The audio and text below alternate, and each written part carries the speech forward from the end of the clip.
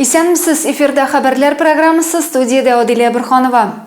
Бүген зәйлелер элеккеге район башлыгы Ринат Фәрдиевне искә алды. Аның вакытсыз арабыздан китүенә 15 ел тулды. Ул 30 елга якын гомерен зәй халкына хезмәт итүгә багышлады. Мәрхүмне искә алырга район җитәкчелеге, оешма җитәкчеләре, җәмәгатьчелек вәкилләре җыелды. Ринат Фәрдиев исемендәге ял паркында үзәкләрне үзеп гармон авазы яңгырый. Зәй элеккеге район башлыгын искә ала. Ринат Шәйх улының вакытсыз арабыздан китүенә 15 ел тулды. Район үсешенә зур өлешен керткән. Шәһәребезне үстерү өчен күп тырышлык куйган шәхес турында зәйлеләр күңелендә бары уңай хатирәләр генә яши. Ринат Шәйх турында инде ел сайын без искә алабыз, ел сайын яхшы сүзләр әйтәбез. Безнең әйткән сүзләребез дага булып барып ирешсен, тынычласын. Без аның эшен дә дәвам итүчеләр зәйнең экономикасына, зәйнең халкына сүз ишеттермичә, кул тидермичә, матур итеп эшләргә. Кеше китә, җире кала. 52 яшендә арабыздан киткән Ринат Фәрдиев үзеннән соң якты эз, матур истәлекләр калдырды. Искә алу чарасына килүчеләр хатирәләр белән уртаклашып, чәчәкләр куйдылар. Бүгенге көндә дәүләт тарафыннан күп балалы гаиләләргә төрле юнәлешләрдә ярдәм күрсәтелә.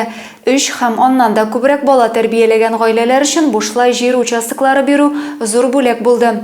Зәйнең кайсы микрорайоннарында җир кишәрлекләре бирелә, участоклар ни хәлдә? Бу һәм башка мәсьәләләр хакында тулырак киләсе сюжетта.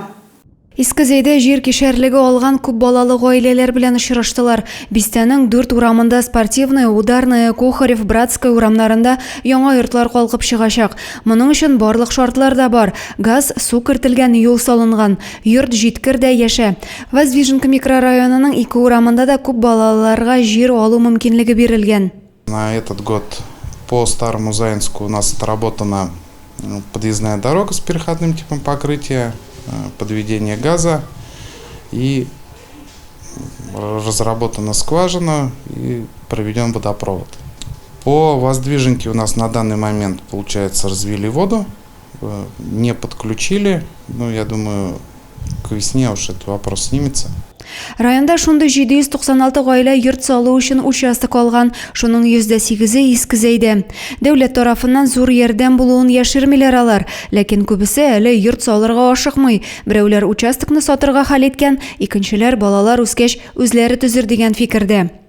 Без күп балалы гаилә 11 елында бирделәр җир. Менә бу программа бик зур булышу. Очрашу барышында күп балалы гаиләләр тиешле хезмәтләргә сораулар белән мөрәҗәгать иттеләр, шунда ук җаваплар да алдылар. Одилия Бурханова, Максим Майоров, Александр Тимофеев, Зәй хәбәрләре. Зәй волонтерлары махсус хәрби операция зонасындагы хәрбиләргә гуманитар ярдәм җыеп озатуларын дәвам итәләр. Узган атнада гына ярты йөк машинасы госпитальдә ятучы егетләр өчен кирәк яраклар җибәрделәр. Тулырак киләсе видеоязмада. Принесли новые вещи, складываем все, футболки, все в госпиталь. Тартмаларда дарулар, азык-төлек киемнәр, шәхси гигиена әйберләре. Зәй волонтерлары госпиталь өчен чиратагы гуманитар ярдәмне озатырга әзерли. Госпитальдә ятучы егетләребез өчен без кирәкле медикаментлар, азык-төлек әзерлибез, шәмнәр әзерлибез, киемнәр тегәбез. Һәм шуларны капларга тутырып җибәрәбез. Шаллы волонтерлары йөк машинасының Зәй аша китүен хәбәр итәләр. Безнекеләр тиз арада халыкка җиткереп, бер көн эчендә барлык кирәк яракларны җыеп өлгерәләр. Акчалата ярдәм итүчеләр дә булган. Позвонили девочки с Челнов, сказали, что идет машина в госпиталь, идет мимо нас и практически полупустая, так как они просто перегоняют машину. Есть возможность собрать в госпиталь вещи. Вещи, продукты, товары первой необходимости. Они бросили клич в Челнах, мы бросили клич здесь. Вечером мы дали объявление, и за вчерашний день мы собрали огромное количество. Люди несли прям с самого утра. Җыелган әйберләр Луганск, Рубежная һәм Кыр госпитальләренә дә таратылачак. Исегезгә төшерәбез, Зәйдә хәрбиләр өчен ярдәм җыю пункты эшли. Анда теләгән һәркем кирәкле товарлар, гигиена чаралары, киемнәр, озак саклана торган азык-төлек китерә ала. Одилия Бурханова, Максим Майоров, Александр Тимофеев, Зей хәбәрләре. Контракт нигезендә хәрби хезмәт сайлаучыларга хәзер өстенлекләр күбрәк. Аларга нинди түләүләр каралган? Районда килешү буенча хезмәтне сайлаучылар белән эш ничек оештырылган? Бу хакта без район хәрби комиссарыннан белештек. Районда контракт буенча хезмәткә җыю оешкан төстә бара. Бу елда зәйдән 100дән артык ир-ат килешү төзегән. Хәзер Татарстан контрактчылары яңа түләү 305 мең сум күләмендә акча алачаклар.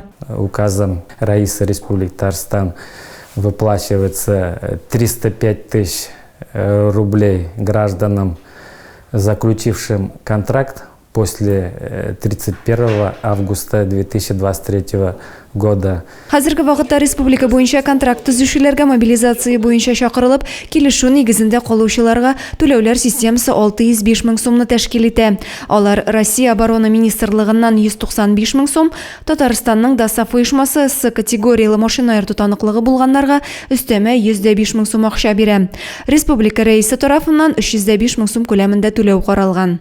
Также ДАСАФ Республики Татарстан выплачивается 105 тысяч рублей тем гражданам, которые имеют профессиональную категорию водительского удостоверения, категория С. Контракт буенча хәрби хезмәт хакында тулырак мәгълүматны район хәрби комиссариатыннан белергә мөмкин. Район газеталарына 2024 елның 1 ярты еллыгына язылу бара. Районда булган вакыйгалардан хәбәрдар буласыгыз килсә, Зәйфоклар һәм Новый басмаларына язылыгыз. Район газеталарына язылу кампаниясе тәмамланырга 2 ай вакыт калып бара. Бүгенге көндә бу эшнең иң кызган чагы. Исегезгә төшерәбез, газетага почта бүлегендә генә түгел, редакциянең үзенә дә килеп языла алырга мөмкин. Бу күпкә арзанрак булачак. Язылу бәясе почта аша 906 сум 42 тиен, редакциядән алучылар өчен 550 сум. Барыгызны да район газеталарына язылырга чакырам. Бу безнең бердән-бер матбугат басмалары, аларны ничек булса да саклап калып, үстерергә. Редакция хезмәткәрләре дә читтә калмый, район халкын газетага яздыру өстендә актив эш алып бара. Без инде актив төстә һәр ярты ел сайын газетабызны алдыручыларга, аны яратып укучыларга бик рәхмәтле. Шулай ук инде яшьрәкләр үзләренең әтияниләренә яки туганнарына безнең газетабызны бүләк итеп тә яздыра алалар. Газетаны күп еллар дәвамында яратып укучы актив язылучылары да бар. Алар булганда басма матбугат югалмас дигән ышаныч туа. Район газеталарын инде зәйдә яши башлаганнан бирле алдырабыз, семьябыз белән яратып укыйбыз.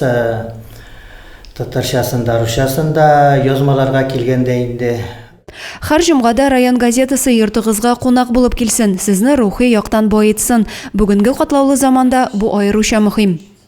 Одилия Бурханова, Максим Майоров, Александр Тимофеев, Зей хәбәрләре.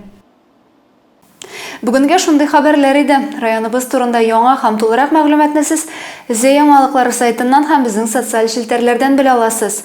Мин сезнең белән сау буллашам, исән-имин булыгыз.